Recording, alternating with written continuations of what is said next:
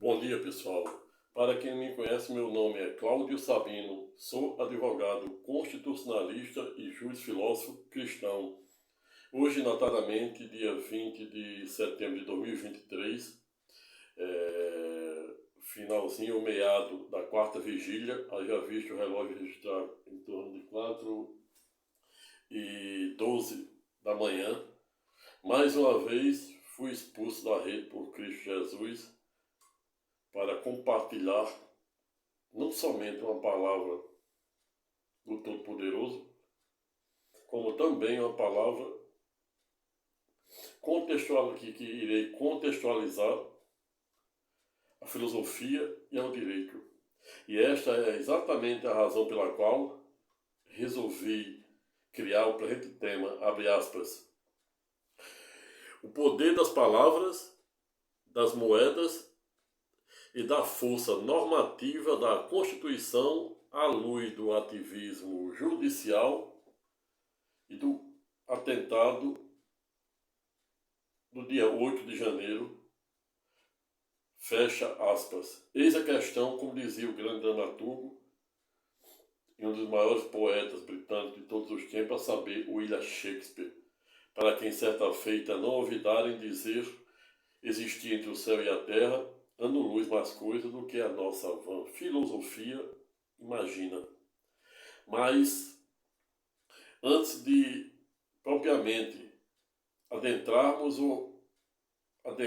diretamente no pano de fundo ou de mérito da presente temática, convido os senhores e senhoras que ainda não se inscreveram ao presente canal para se inscrever e convidar o maior número de pessoas para fazer o mesmo. Deixe seu like, aperte o sininho, se sentir à vontade, deixe seu comentário de forma educada, respeitosa e elegante. Sobretudo, também se sentir à vontade, desde já se sinta autorizado a compartilhar a sua dor para com este que estávamos a falar, que é Dr. Cláudio Sabino, advogado constitucionalista, atuante nas mais diversas áreas do direito público e privado, mas também, por via reflexa, para aqueles que estão chegando pela primeira vez ao presente canal, informo que o presente canal, a saber, o Oráculo do Conhecimento e da Fé, e o segundo canal que é conexo a este, a saber, Sabino Advocacia News,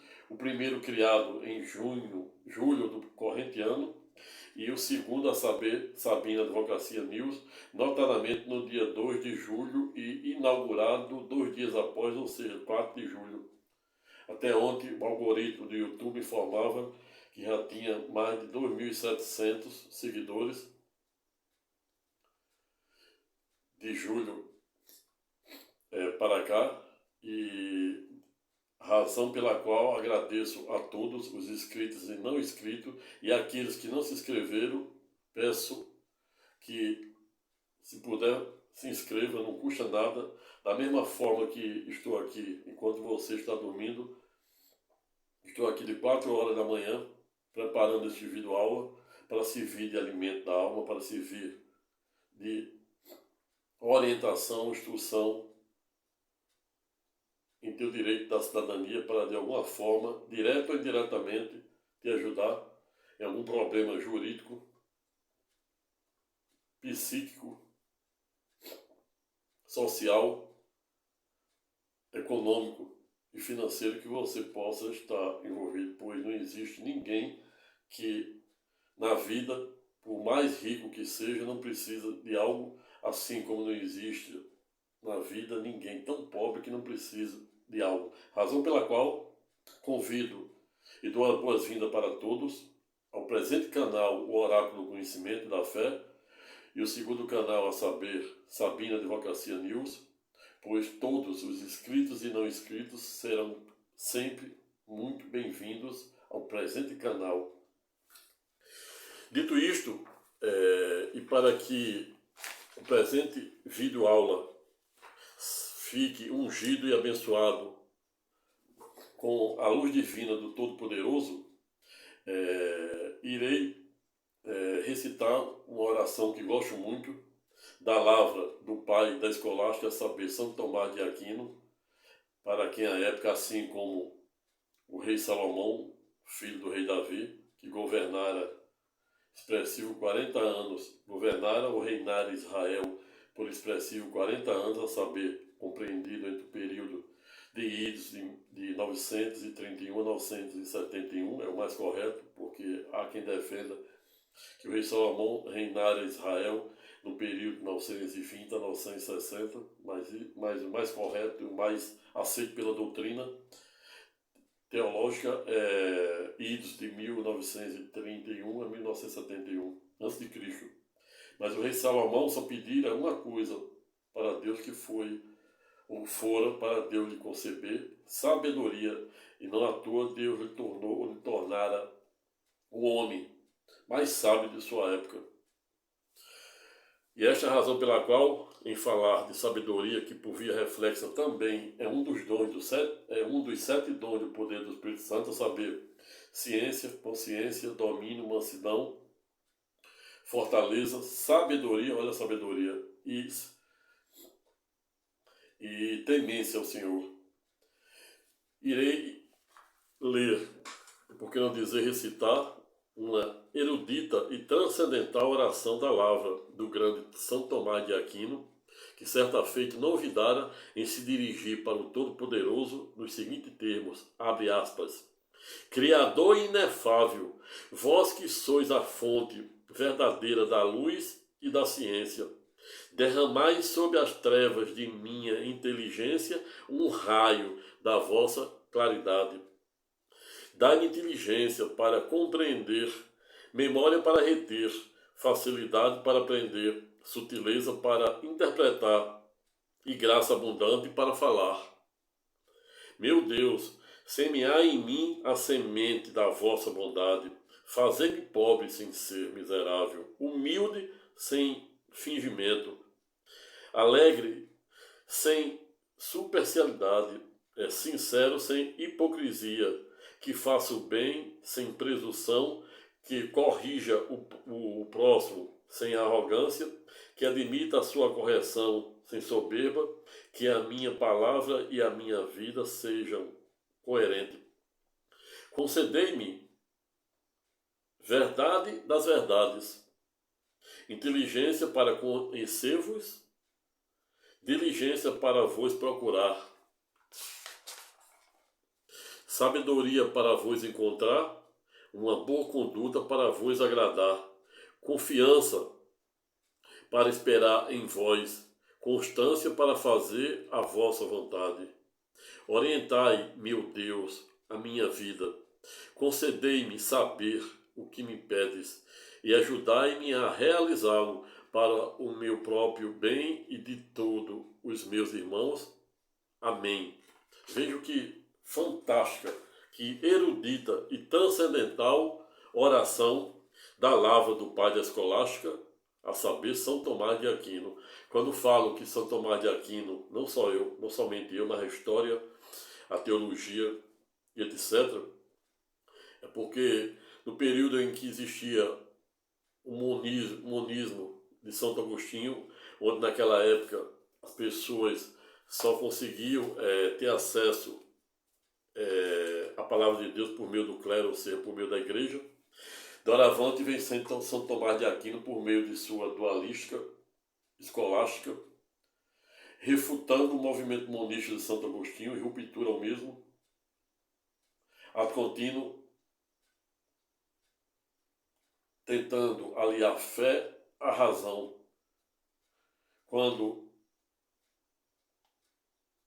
em contrapartida ao movimento monista de Santo Agostinho, que somente ensinava e disseminava a palavra de Deus por meio da igreja, em ato contínuo chega a erudita tese de São Tomás de Aquino por meio de sua dualística e escolástica, doravante dizer que a palavra de Deus também seria ensinada por meio das escolas, por meio dos mestres. E aí surge o nome, a escolástica. Dito isto, e para que o presente individual não fique maior do que eu pretendo, já passo diretamente para o título objeto do nosso estudo de hoje, a saber, o poder das palavras, das moedas e da força normativa da Constituição à luz do ativismo judicial e do atentado de 8 de janeiro.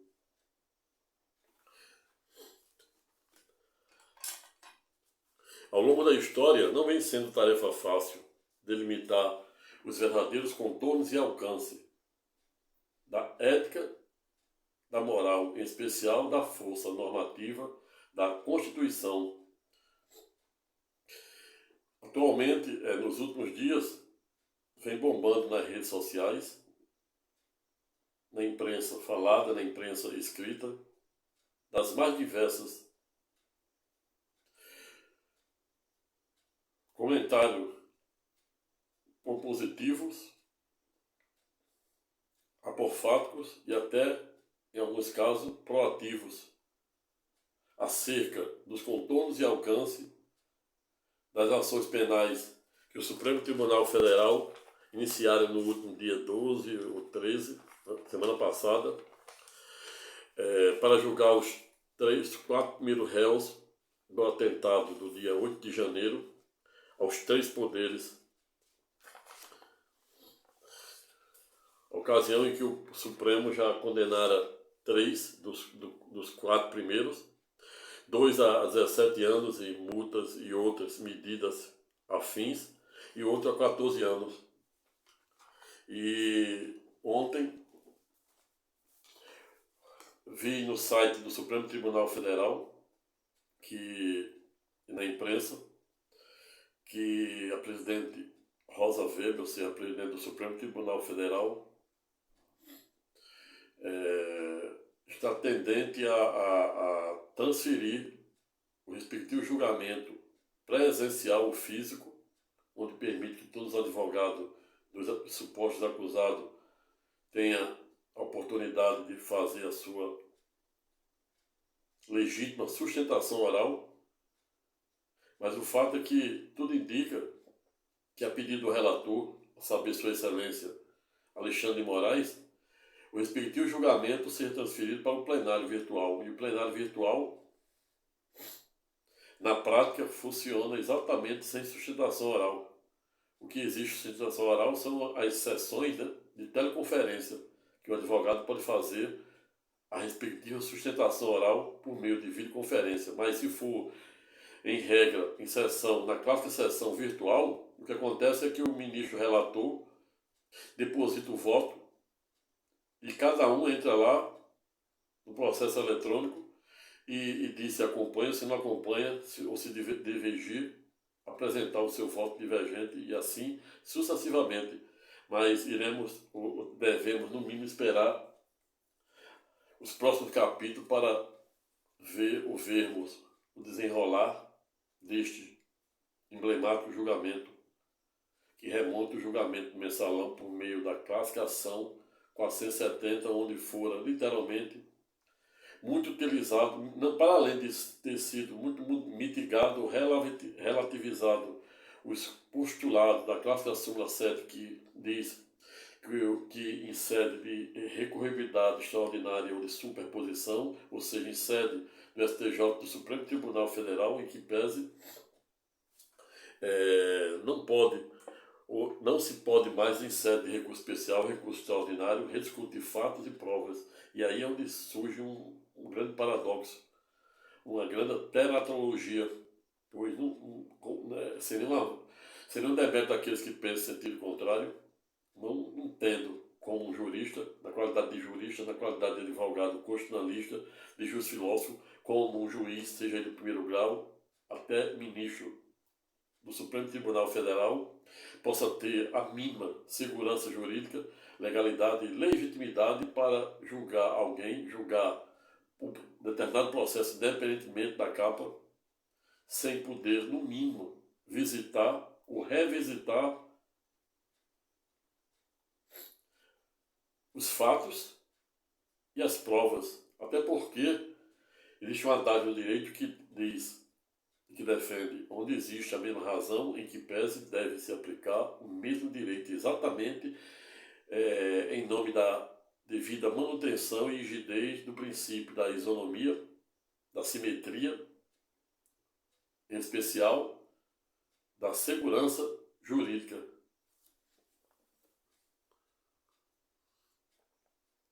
Mas o fato é que no último dia 12, 13 e 14, ocasião em que o Supremo Tribunal Federal iniciara o julgamento dos 4 primeiros réus, condenando 3, já 2 a 17 anos e 1 a 14 anos, e o quarto está aí em andamento.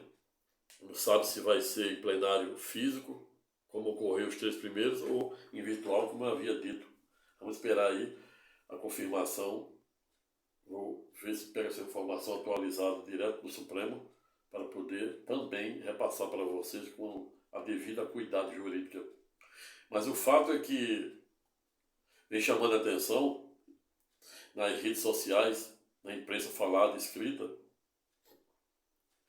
é o fato de como vem sendo conduzido dado o julgamento, a ponto de dos 3 primeiros advogados estarem sendo literalmente rechaçados, tratados até em tese como os bobos da corte, em razão do que supostamente falaram e até mesmo pelas técnicas utilizadas pelos mesmos,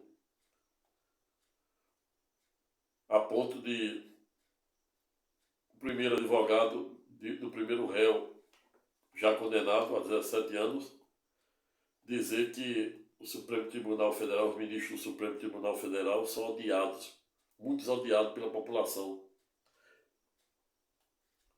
E aí, dado advogado passar a ser rechaçado pelos próprios ministros do Supremo, em especial pela pessoa do relator, que enquanto partida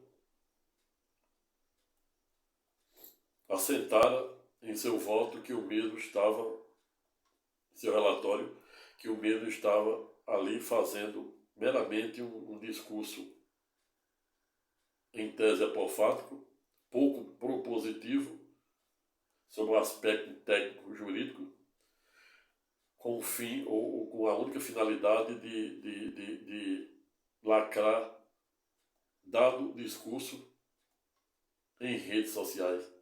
A segunda advogada, salvo engano, do acusado Mateus, criticada também em razão de haver ter chorado na tribuna do Supremo, e ter dito também que suas prerrogativas estavam sendo cesseadas e suprimidas pelo relator e demais ministros da Corte, não obstante a mesma elogiar o Supremo Tribunal Federal,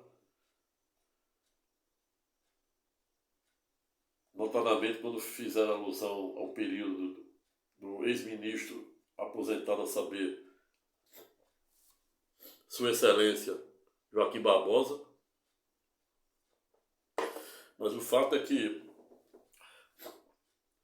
para além das diversas críticas da eminente colega advogada aos ministros do Supremo, o trocínio por via reflexa, ela também encerra seu discurso no sentido de dizer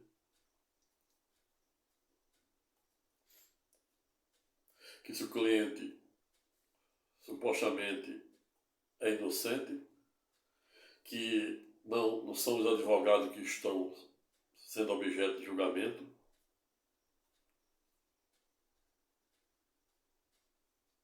enquanto a partir do relator, respondendo dada fala, dada argumentação jurídica, critica a elencada advogada no sentido de dizer que ela quedou-se em fazer uma defesa eminentemente técnica, até mesmo chegando ao ponto de criticá-la em razão de ter perdido o prazo para apresentar as clássicas alegações finais.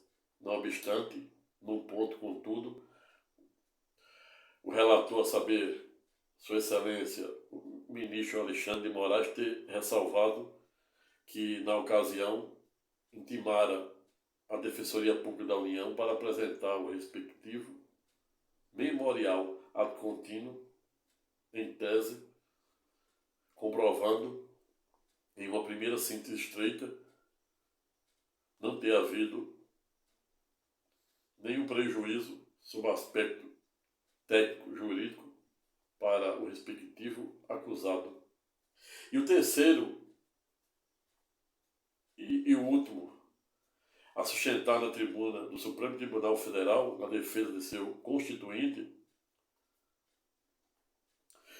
Terceiro, porém, o último, porém, não menos importante, é o que vem, em tese, sendo objeto de mais críticas na rede social, notadamente em razão de o mesmo ter confundido duas clássicas obras da literatura e da filosofia, a saber, O Príncipe de Nicolau Maquiavel com O Pequeno Príncipe, de autoria de um aviador francês,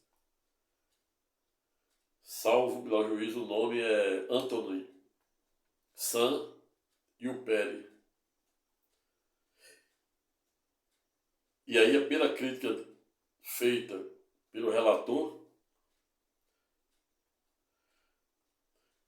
ao respectivo advogado é que ele nunca havia lido nem a primeira nem a segunda obra, ou seja, nem a obra de Nicolau Maquiavel, tampouco a obra do Pequeno Príncipe. Havia feito uma mera pesquisa no Google e, como essas pesquisas de internet feitas de forma relâmpago acabam gerando esse tipo de conflitos.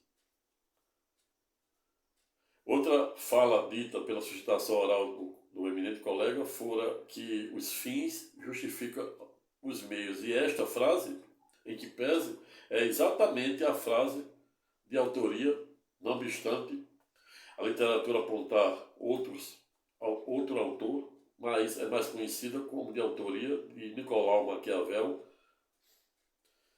para quem escrevera O Príncipe. E para quem não sabe, O Príncipe é uma obra de Nicolau Maquiavel, em tese até póstuma, porque foi uma obra que só foi publicada depois de sua morte, onde ele, à época, ensinava como se construir um Estado forte, um Estado soberano forte, a ponto de dizer que para o príncipe, e o príncipe é o quê? Entenda-se hoje como todo chefe de governo,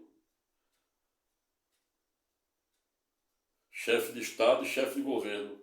Mas na época, como estava no período da monarquia absolutista, ele se dirigiu aos príncipes que hoje seriam os chefes de Estado e de governo,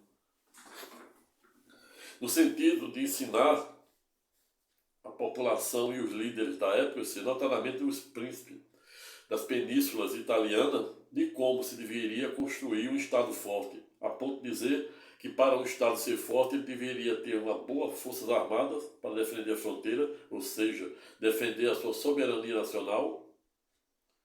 E aí você vê no dia de hoje de onde vem isso aí. Toda ideia da ciência política tem como seu maior protagonista a pessoa de Nicolau Maquiavel.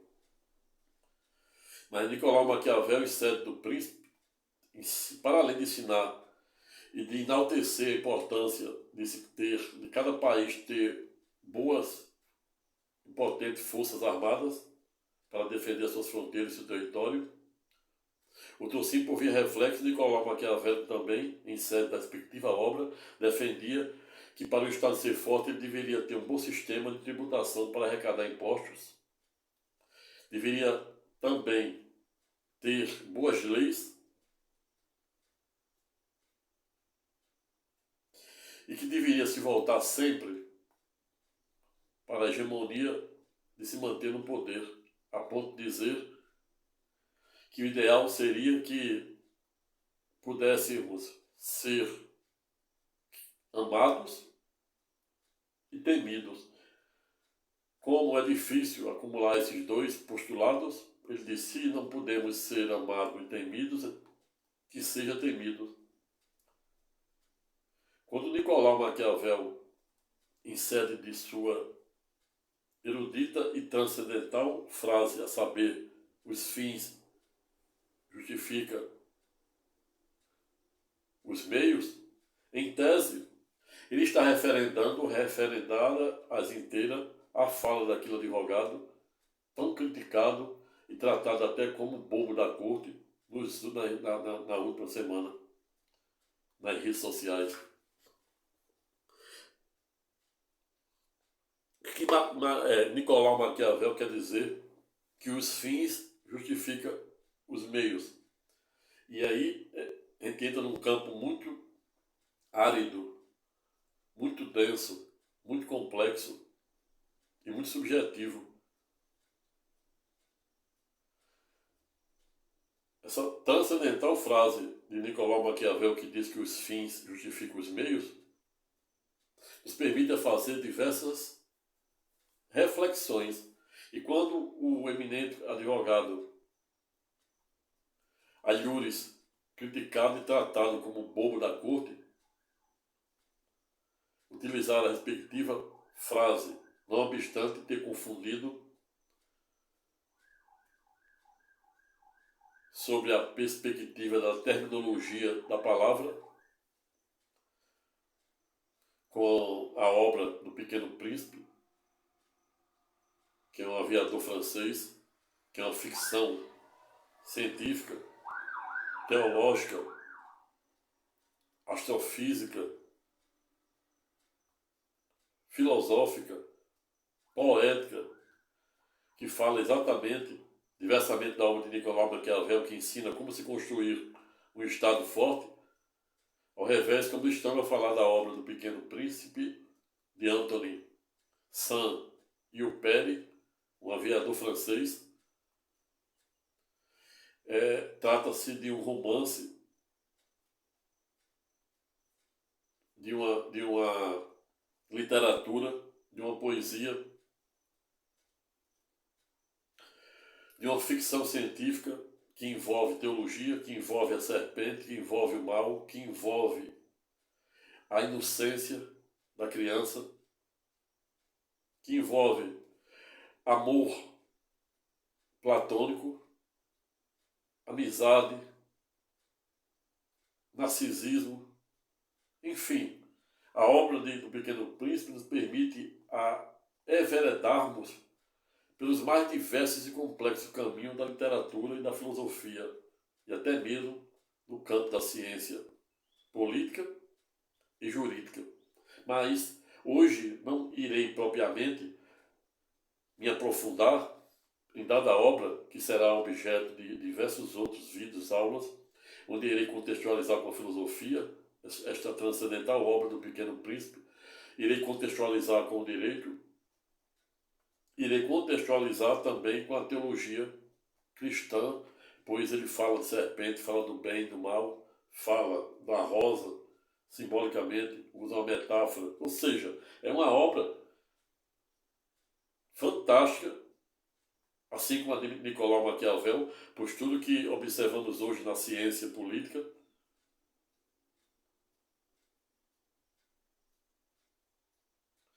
Nicolau Maquiavel é o seu maior protagonista.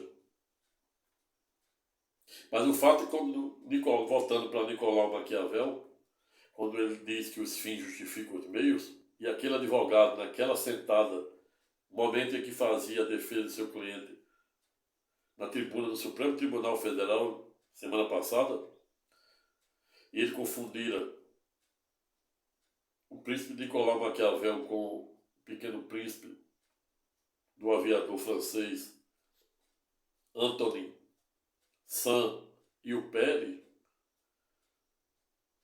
Desculpe se a pronúncia em francês não é assim, mas é como eu consigo pronunciar. Ou seja, existe uma coisa no direito e na filosofia que é exatamente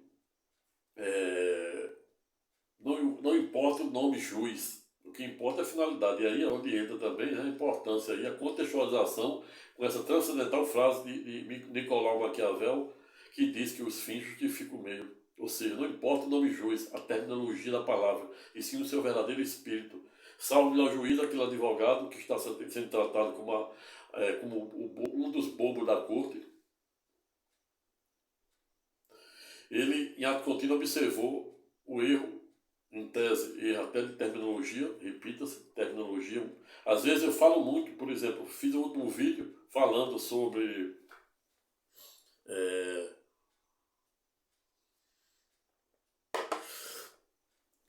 advogado ou não advogado diante de uma crise de legalidade e legitimidade em que está revestida a nossa justiça brasileira. Não somos santos e ninguém pode ser. Foi o último, e nenhum deles lá, de mais um vídeo de 1 hora e 16 minutos. Eu estou falando aqui sem nenhum roteiro, porque toda obra literária em que pesa existe roteiro, de início, meio e fim, ou seja, você observar algum filme, notadamente os filmes bíblicos, você vai ver que ali tem que ser contratado um roteirista para dar sentido, para traçar o início, que é a introdução, o meio, que é a tese, ou seja, o fundamento, e a síntese, que é a conclusão, para dar sentido àquele filme, àquele enredo, àquela peça teatral. E isso vem de Shakespeare, um dos maiores poetas e dramaturgos de todos os tempos.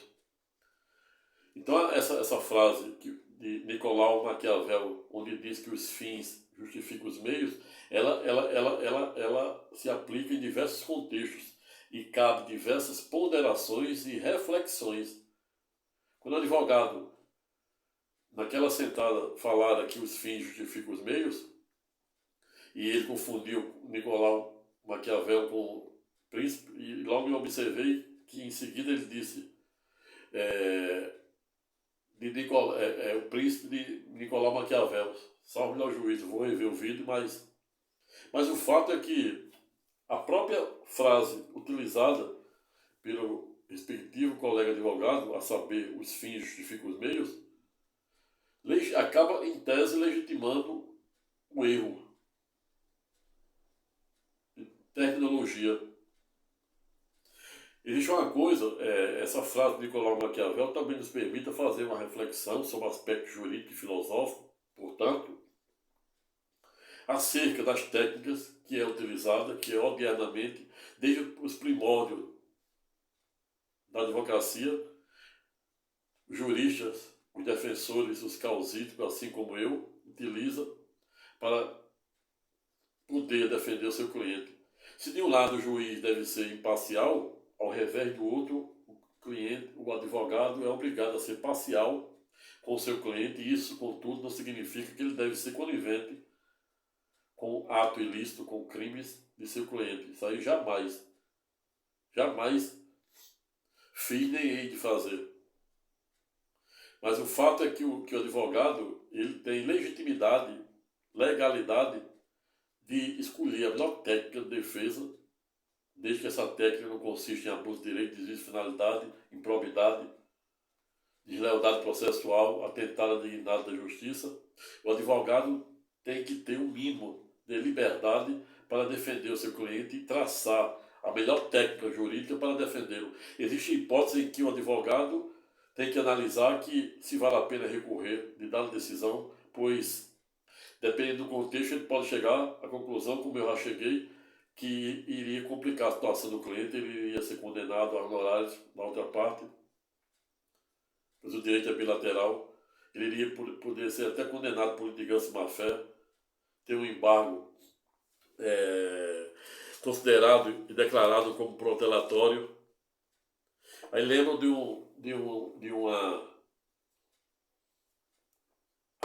um acordo feito entre a AGU, o INSS e o Supremo Tribunal Federal há quase 2 anos. Na ocasião em que o INSS se encontra aí assoberbado de pedido de benefícios previdenciários, e isso está gerando uma insegurança jurídica. Em razão desta celeuma, houve um acordo firmado entre a AGU, que defende, por meio de seus procuradores federais, a respectiva autarquia do INSS, Ministério Público Federal, Supremo Tribunal Federal, no sentido de estabelecer prazos mínimos para que o INSS, doravante, aprecie os mais diversos pedidos de benefícios previdenciários sob pena até de responder por dano moral. Mas isso aí será objeto de um vídeo aula onde irei verticalizar dada matéria. Sobretudo, salvo melhor juízo, esse acordo ficara afirmado que vigia no máximo por 2 anos. Tem que analisar aí os contextos. Mas voltando para o plano de fundo ou de mérito da presente temática, notadamente quando estamos a falar da transcendental frase de Nicolau Maquiavel que os fins justificam os meios, o fato é que os 3 primeiros advogados destas ações penais do dia 8 de janeiro vêm sendo literalmente tratados como bobos da corte. E aí me vem à mente aqui, inclusive o último vídeo que fiz falando sobre ser ou não ser advogado ante ou diante de um sistema de justiça eivado de uma crise de legalidade e legitimidade que é o nosso sistema atual. E aí na ocasião eu faço uma breve evolução histórica acerca da cronologia bíblica, no sentido de dizer, em uma síntese estreita, que de todos os santos da cronologia bíblica, de Adão a Pedro Simão, não existe nenhum santo que não tenha, no mínimo, um espinho na carne. E aí, na ocasião, não ouvidara em dizer qual era o espinho da carne de Adão e Eva, que foi exatamente o pecado capital, seguido por Noé, que fora se embriagar, ficou nu. Rei Davi dançou nu para louvar o Senhor, o Todo-Poderoso. Abraão, Deus pede para ele largar toda a sua parentalha, todos os seus animais, aquela ocasião em que ele morava em Ur, atual região da Mesopotâmia, onde existe o rio Nilo e o rio Eufrates, cujo rio Eufrates, em que pese, está sendo objeto de um cumprimento de uma profecia do Antigo Testamento, está seco, literalmente secando. Mas isso aí também será objeto de um vídeo aula, onde eu irei verticalizar dada matéria. Mas o fato é que Abraão, não obstante ser o patriarca das 3 maiores religiões monoteístas do mundo, a saber, o cristianismo, cujo número de adeptos que pese gira em torno de 2,5 bilhões no mundo. A segunda, a saber, o islamismo, com aproximadamente 1,5 bi, e as estatísticas e prognósticos apontam que até isso de 2050 o islamismo tende a se igualar ao cristianismo. A terceira, não obstante mais remota, mais longínqua, a saber, o judaísmo, com cerca de 3 milhões de judeus no mundo inteiro, cuja sua maioria, em que pese, reside no Estado soberano de Israel, onde há 1 mês ou 2 meses eu fiz um vídeo aula de uma decisão do parlamento de Israel, no sentido de tentar esvaziar os poderes dos ministros daquela corte. Não obstante, contudo, no ponto, também ter dito que, se de um lado Israel conseguira a sua independência e ser reconhecido como Estado soberano logo após a Segunda Guerra Mundial em Isos de 1948 pela ONU, todavia, em que pese até o presente momento, não se tem notícia que Israel tenha aprovado a sua primeira Assembleia Nacional Constituinte com o objetivo de criar a sua primeira Carta Constituição Federal, ou como dizia Kelsey, a sua norma fundamental.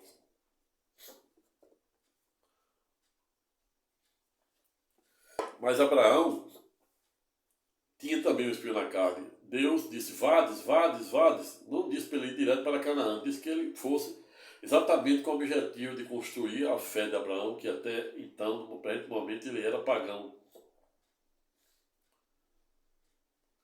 E aí, naquela época, Ur, a região da Mesopotâmia, estava passando por uma seca, fome, e Abraão desvia o caminho, vai bater no Egito. Chega lá, com medo de ser morto pelo faraó do Egito, mente, a ponto de dizer que sua esposa, saber Sara, era sua irmã, e permite que a própria esposa, Sara, case com o rei, o faraó do Egito.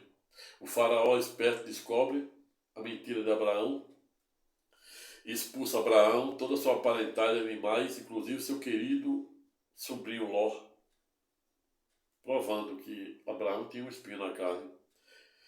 No momento em que Abraão começa a duelar ou entrar em conflito com seu querido sobrinho Ló, ele democraticamente diz: escolha o norte ou o sul, o leste ou o oeste. Onde você escolher, o lado que você escolher, eu escolho o outro. E foi assim.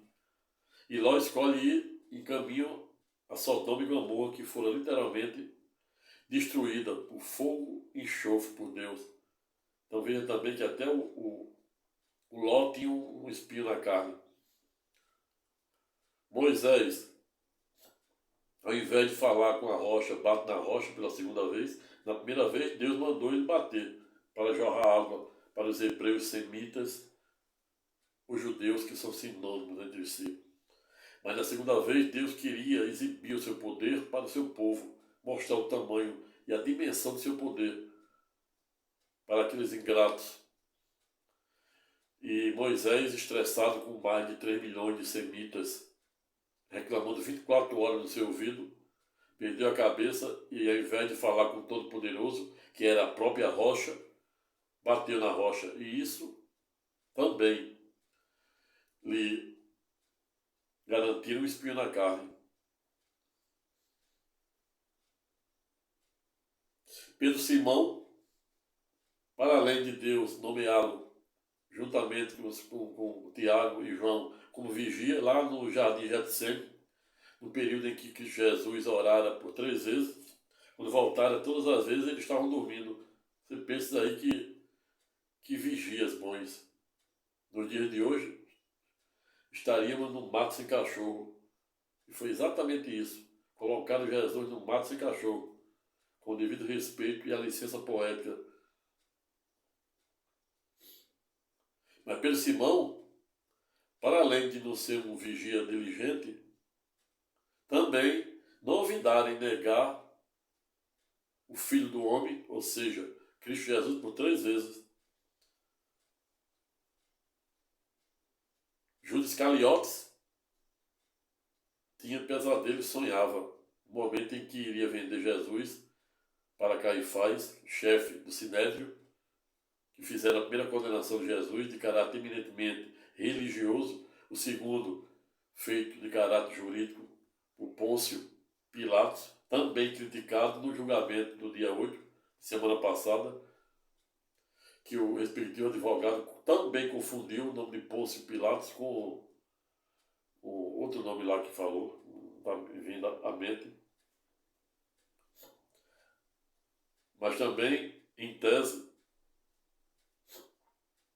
se pode legitimar ou até referendar dada fala usando a frase transcendental de Nicolau Maquiavel, também utilizada pelo advogado na tribuna, que fora: os fins justificam os meios. O que importa é o nome juiz. O que importa é o verdadeiro espírito das palavras. Jesus criara uma palavra chamada cegueira espiritual, a ponto de dizer que os fariseus, saduceus da época, conseguiam ver um argueiro no olho de seu irmão, mas não conseguia enxergar a trave que estava atravessada nos seus olhos. Cegueira espiritual. Ou seja, para Deus é mais importante, notadamente quando observamos nos dias atuais, ateus se declarando não praticante. Eu nunca vi algo tão interessante, tão engraçado. E, repita-se,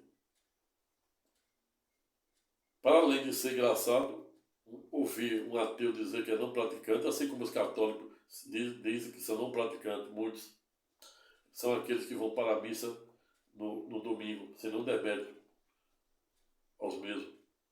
Mas quando a gente escuta um ateu dizer, se declarar não praticante, é como se ele estivesse em cima do muro, dizendo: na hora que o bicho pegar, eu pulo para dentro, como se pudesse. Que isso só é possível quando, até o momento em que a porta da graça estiver aberta, que também será objeto de um vídeo-aula. Está aberta há expressivos 2000 anos. Muita gente está ignorando.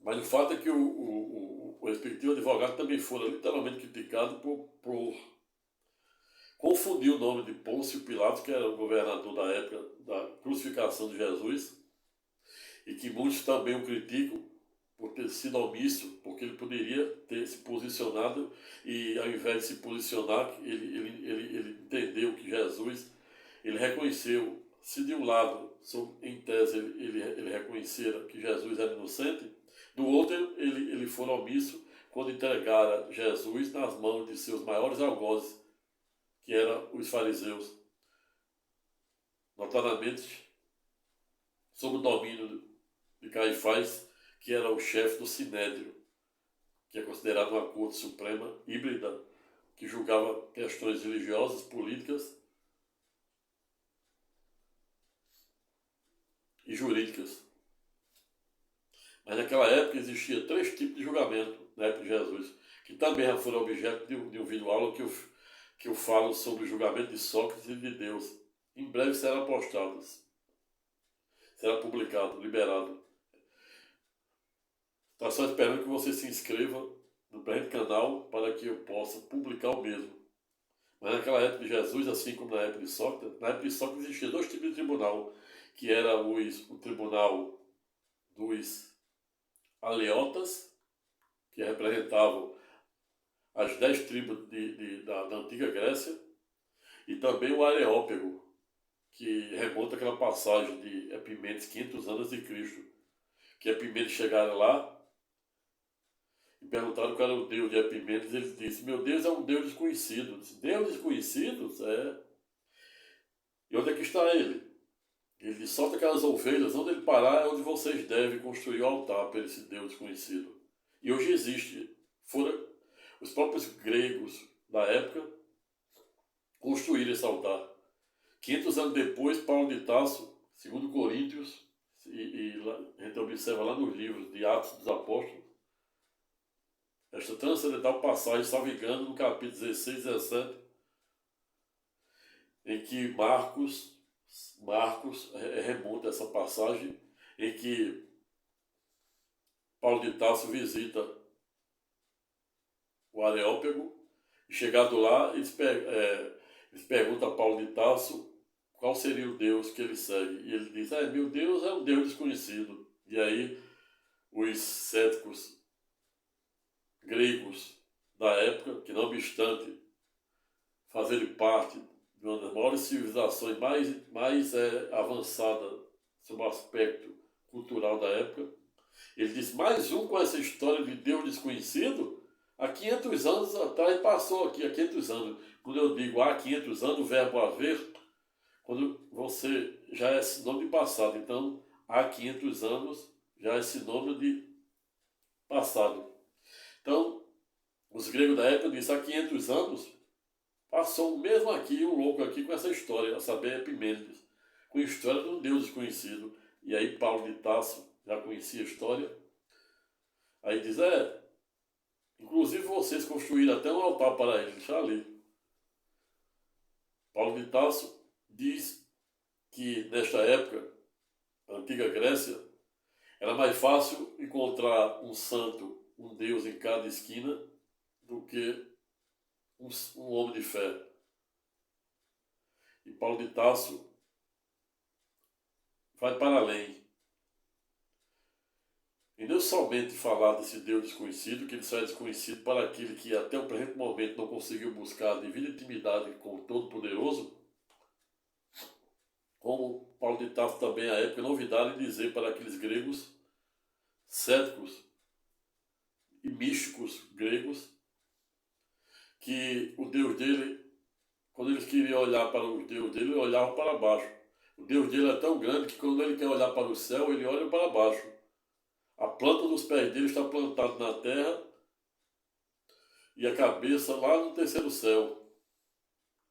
O Deus desconhecido que Paulo de Tarso defendia, que é o mesmo nosso, o Alfa e o Ômega, o Logos, a Trindade, é tão poderoso de um jeito que ele não somente sabe o número de fios de cabelo da nossa cabeça, como ele sabe o número de grãos de areia da terra, o número de folhas de cada árvore. E para além disso, ele para além de... Olha para além de novo aí. Mas isso aqui é uma licença poética. Você vê. que os fins justificam os meios. Paulo de Tarso disse também que o Deus dele era tão poderoso de tal maneira que ele não somente contava as estrelas, como ele dá adjetivo e o nome a cada uma delas.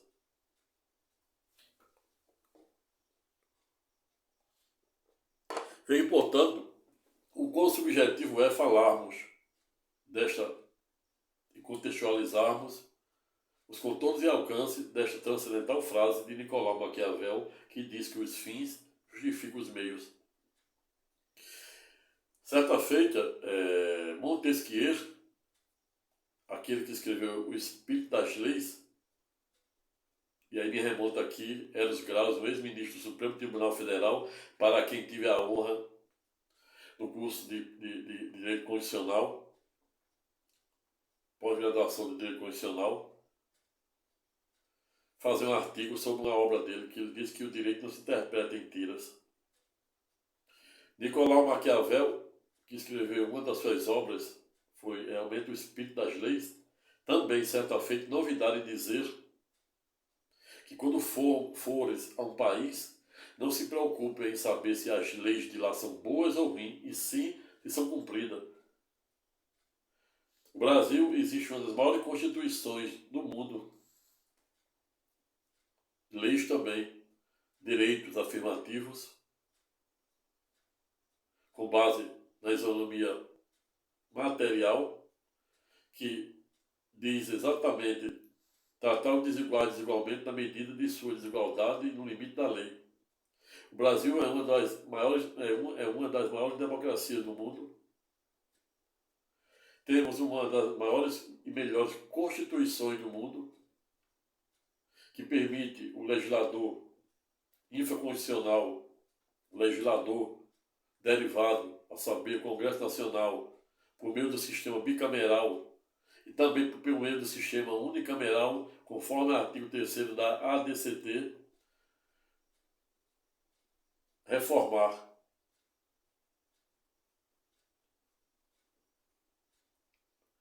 Ampliar o rol desses direitos.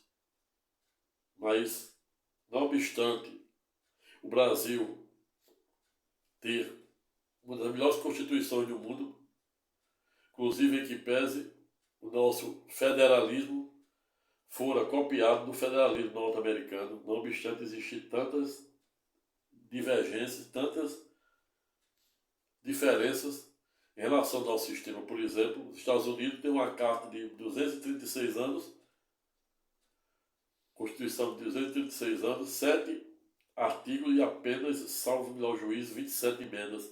Ao revés, o Brasil, 35 anos da sua última carta de 1988, 250 artigos no início, salvo engano, hoje tem uma mais de 251, otorgado pela ADCT. Na ADCT, no mínimo 114 artigos, e, pasme-se, diversamente da Constituição norte-americana, com apenas 7 artigos e 27 emendas, a nossa já vai com mais de 128, até a última, que eu atualizei, 128 emendas. Daqui a pouco terá mais emenda do que propriamente artigo. Isso é um problema. A ponto de comprovar que o Brasil é um dos únicos países do mundo que se faz tudo duas vezes, ou seja, o parlamento institui e regulamenta uma lei infraconstitucional, porque existe no mínimo 3 tipos de norma na Constituição, a saber, norma de eficácia plena, e esta não precisa de uma norma infraconstitucional, ela já tem eficácia imediata. Norma de eficácia limitada, que depende de uma norma infraconstitucional para regulamentar determinada matéria, e uma norma de eficácia contínua, como é aquela do artigo 5º, inciso 13,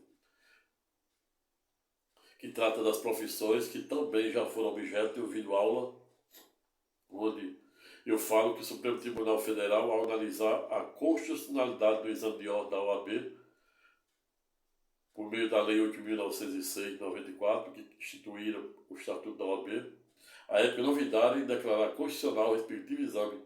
Em ato contínuo, Portugal declarar inconstitucional antes de 2015, salvo melhor juízo em 2009, o exame de ordem português, porque havia sido criado com base numa portaria do próprio Conselho, e aí, por via reflexo, acabara por ferir e julgar de morte o artigo 47, primeira parte da Carta Portuguesa, que é quase que ipsilitris, ou seja, igual ao nosso artigo 5º, inciso 3º, com a maior abrangência. Mas isso também já foi objeto de um vídeo aula que está postado aí. Mas voltando para cá, para você ver o quão subjetivo e quantas interpretações podemos fazer com essa frase de Nicolau Maquiavel, a saber, os fins justificam os meios. Mas um dos advogados que sustentaram semana passada na tribuna, para além de vir sendo tratado como um bobo da corte, também está sendo criticado por ter errado o nome de Pôncio Pilatos.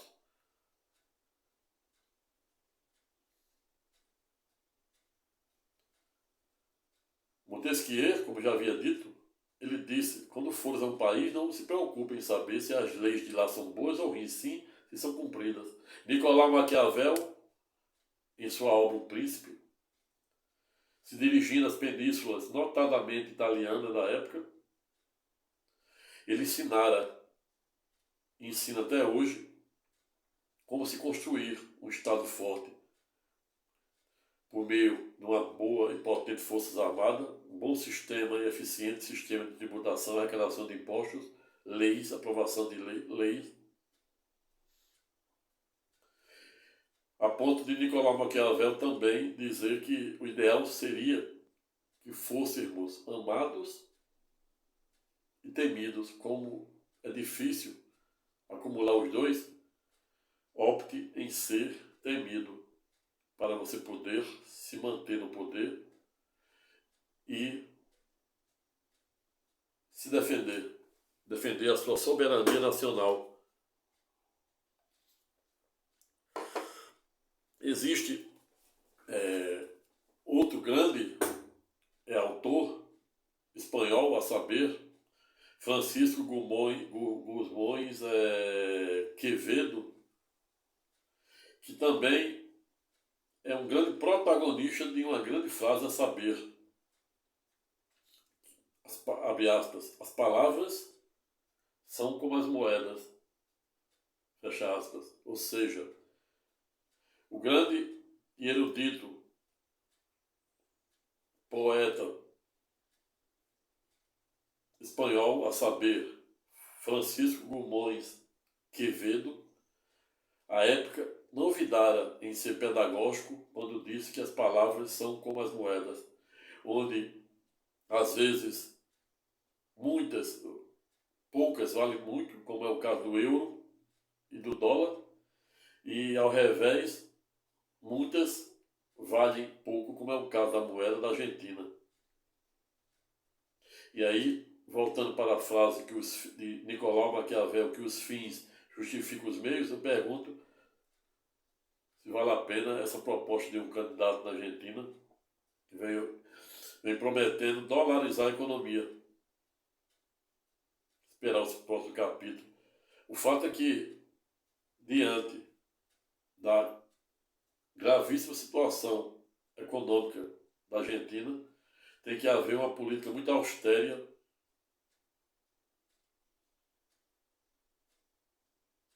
muito audaciosa, para poder tirar a Argentina daquele estado que se encontra, sob o aspecto econômico.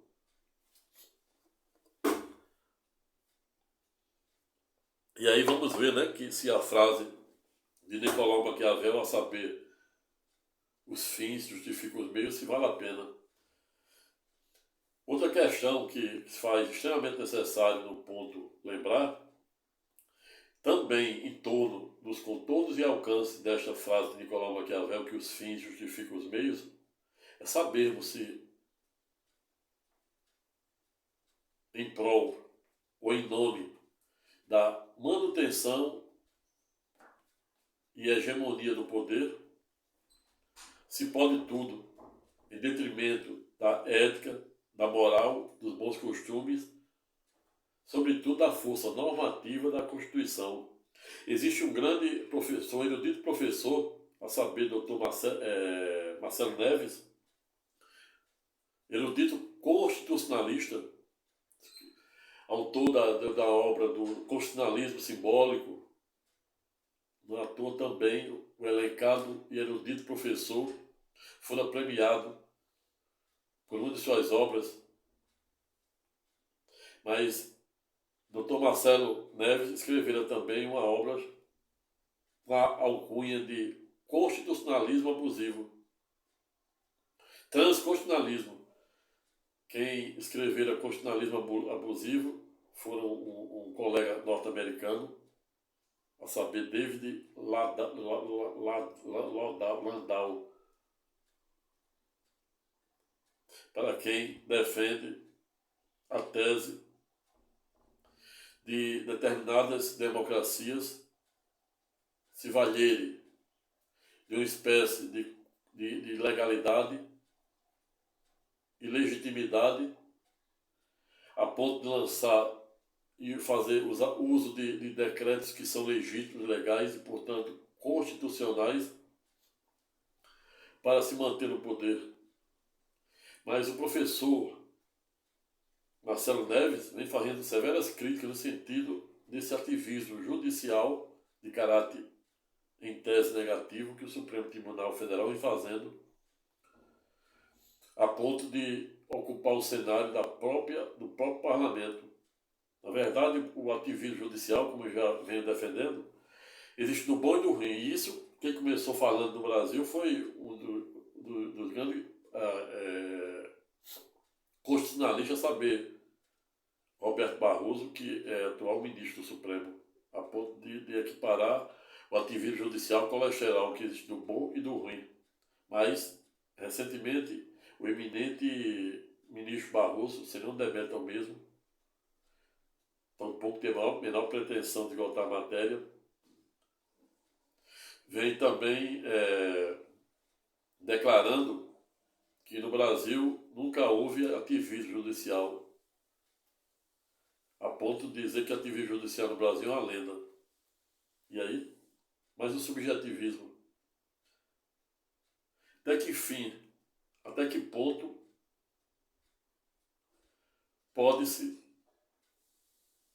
os fins justificar os meios?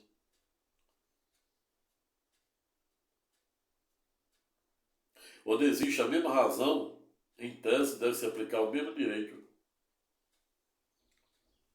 Elizabeth Naumann, cientista política, escreveu uma tese em 1977, há 46 anos, a saber, Espiral do Silêncio, que consiste exatamente em uma pessoa saber que determinada coisa é errada e ela ir para a mídia, para lacrar em mídia e dizer ipsilitro o contrário, ou seja, é a mesma coisa, apenas a título de exemplo, você imaginar que a Bíblia é uma faca de dois gumes. A Bíblia não fala só de salvação, só de perdão, só de graça, só de cura, de provimento e etc. Ao revés, a Bíblia fala também de castigo, de renúncia, de esvaziamento. E quando um pregador, independentemente da denominação, sem nenhum demérito aos mesmos, ignora tudo isso, vai para a mídia para lacrar, conseguir views, apenas no sentido de defender a tese da prosperidade, da teoria da prosperidade, em que pese se conecta com esta tese da espiral do silêncio de Elizabeth Naumann, cientista política alemã. Existe outra autora muito importante, britânica, a saber, Miranda Frischer, para quem certa feita não olvidara no bojo de uma tese de doutorado, desde início de 2007, vem defendendo a tese da injustiça epistêmica, testemunhal e hermenêutica, a ponto de dizer que as pessoas são julgadas não pelo conteúdo do processo, pelo acervo probatório, mas por sua identidade, pela sua orientação sexual, pelo seu status econômico, social e cultural. Mas a tese da justa filósofa britânica saber Miranda Fletcher também é pedagógica.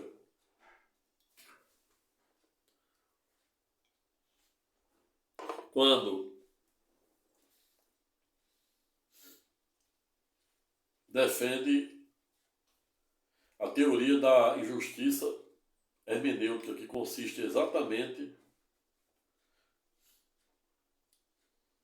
na interpretação que o julgador e na valoração que o julgador faz na ocasião em que está julgando determinado processo. Vejo, portanto, que não vem sendo tarefa fácil delimitar os verdadeiros contornos desta frase de Nicolau Maquiavel, que os fins justificam o meio. Até que ponto os fins podem justificar os meios quando estamos diante dos postulados da moral, da ética, dos bons costumes, em especial da força normativa da Constituição. Eis a questão, razão pela qual finalizo o presente estudo temático no sentido de dizer que nem sempre os fins justificam os meios. E a mesma arma, o mesmo conhecimento e o mesmo poder que liberta, cura e salva, ao revés, se não bem gerido em prol do interesse e do bem comum, ao revés, poderá ter o condão de aprisionar, destruir e até mesmo matar.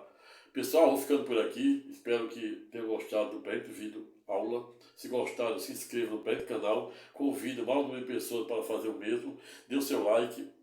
Se sentir à vontade, deixe o seu comentário de forma educada, respeitosa e elegante. E até mesmo, se sentir à vontade, deixe a sua sugestão de eventual tema que gostaria que eu falasse, que eu terei a maior honra de, dentro do meu tempo, preparar este vídeo aula com muito amor e carinho para poder compartilhar com os senhores e senhoras. Fique com Deus e até a próxima.